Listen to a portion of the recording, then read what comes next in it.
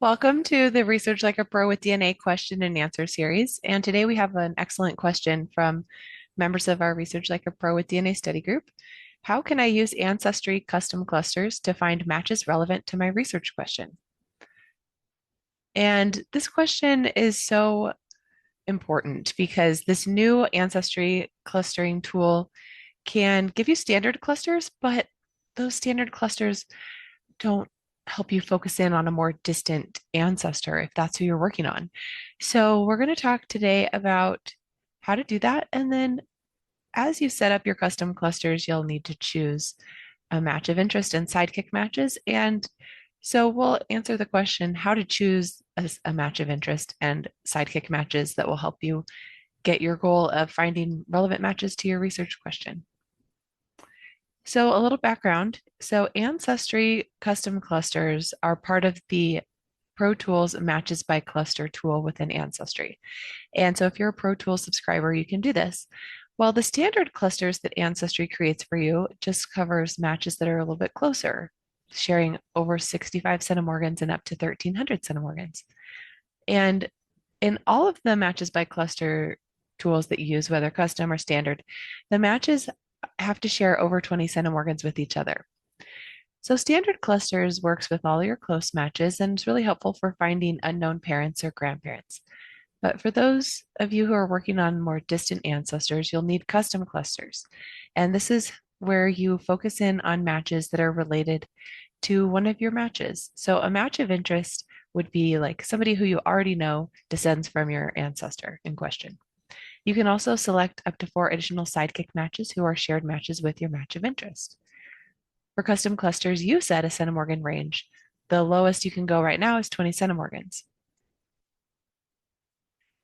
So with these custom DNA match clusters, it helps you discover matches who shared DNA with your match of choice.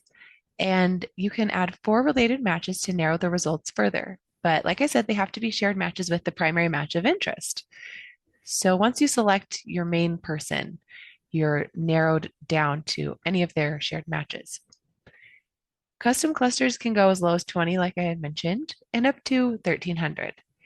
But the centimorgan range depends on what level of cousins you're targeting. So if you're working on a great grandparent, your cousin matches you'll want to find are second cousins, so the range would be 90 to 340. But if you're looking for more distant, like say a third great grandparent, where the matches that you'll focus on are fourth cousins, you'll choose a lower centimorgan range like 20 to 60. You can read more about this at the Ancestry support article called Custom Match Clusters. That's where this table comes from. So for my example today, I'm going back to George Welch, who's my third great grandfather, and he was born in Pendleton District, South Carolina in 1802, and we're working to uncover his parents. He married Lucinda Keaton, who I've done quite a bit of research on, and I've already kind of figured out a lot of the DNA matches on that side of the family, which can help narrow down to matches only on the Welch side of the family. So I'm going to use a cousin who shared her matches with me, and I've anonymized her name as Vera. And Vera is a second great granddaughter of George Welch, so she's a little bit closer than my mom is. And so using her DNA is helpful. So with George Welch being her second great grandfather, we're looking for third and fourth cousins. A lot of the matches in the Ancestry database will probably be once removed from her because she's one of the like generationally oldest people who descends from George Welch, which makes her really useful. But most of her matches are going to be probably not third cousins, probably third cousins once removed or twice removed. So when you start making your custom cluster, you can click on this little why start with a match of interest, and this pop-up box appears and kind of explains the idea of clustering around a match of interest. And it talks about how this can help you fill in missing parts of your tree. And you'll find matches who share DNA with that match because they all come from the same ancestor. And it says likely, which is true. Okay, so it says to pick a second or third cousin and a person who's related to you through your brick wall ancestor. And then another way to pick a match of interest would be to look for unique clues. So if you don't have a second or third cousin that you know descends from your brick wall ancestor, you could just choose people that have relevant or distinctive last names or locations that are helpful to your question, trees that don't seem to overlap with your known relatives that might indicate a line that you don't know yet. Follow your curiosity. Choose a match who doesn't fit into your known family tree or who you're curious about. Like maybe you just don't know how this match relates to you. And you would want to stay within the second or third cousin range. So, like a closer match, sharing like maybe above 90 centimorgans, but maybe you don't know who they are. And that could be a good candidate to do clusters.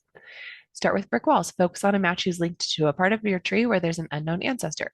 Since in Research Like a Pro, we already have chosen research objectives, this is probably going to be what you do, focusing on that second or third cousin who descends from a brick wall ancestor. You can check your shared matches. A good candidate may have shared matches you don't recognize or can't place, hinting at an unknown branch. So if you see a group of matches and you're not really sure how they fit in, this could be a good time to choose somebody in that group for custom clusters. So Angie Bush's article, Introducing Custom Clusters, has a little case study from her own family, and she gives some ideas from her own research. And she says to choose a second or third cousin sharing between 90 or 300 as your main match of interest for your custom cluster. And she recommends that the person you choose is already known to be related through that mystery ancestor. And this helps identify matches related on that line of the family. And so you can just choose one person and focus on that one line of the family. But maybe you've had success identifying several second or third cousins in this family. So what if you have several? How do you choose? Well, some ways that I have kind of brainstormed to help you choose would be like um, maybe somebody who has shared matches that you can't figure out how they're related, or somebody who shares more DNA than some of the second or third cousins. So maybe you have one that shares 250 and a couple other that share 90 or 95. Maybe you would want to choose the one sharing the higher amount of centimorgans because typically those with more centimorgans in common with you will have a larger match list in the shared matches to cluster with. And so you'll have more people in your clusters. If you choose someone sharing like 30 centimorgans as your match of interest, then you're limited to only their shared matches, which is going to be a smaller number of matches because those who share less DNA with you also have less shared matches with you. So I tend to focus on those that have the higher number of centimorgans as good options. But you can also do multiple clusters and you could do one with each of these cousins that you've identified and see how the results differ. And that will be a really good exercise to do because each cluster is going to be a little bit different depending on the match of interest that you choose, even if they're all in the same line of the family. And that's because of random recombination. And you don't share DNA with the same exact DNA with all of your second cousins from the same ancestral couple. You'll have some overlap and some different. Okay, so let's say you've chosen a match. Now you need to choose sidekick matches. And what Angie Bush recommends is choosing somebody who also descends from that mystery ancestor. And you don't have to choose any, they're optional, but they can be useful if your centimorgan range doesn't include one of these known matches. So maybe you want to choose somebody who shares less than 20 centimorgans and you want all their shared matches to be focused on, but they share a little less. So you could try that. Or maybe your centimorgan range starts at 30 and you want to go down to 25 to include a match there. And so it could be that you have set your centimorgan range a little higher than the bottom limit, which is 20.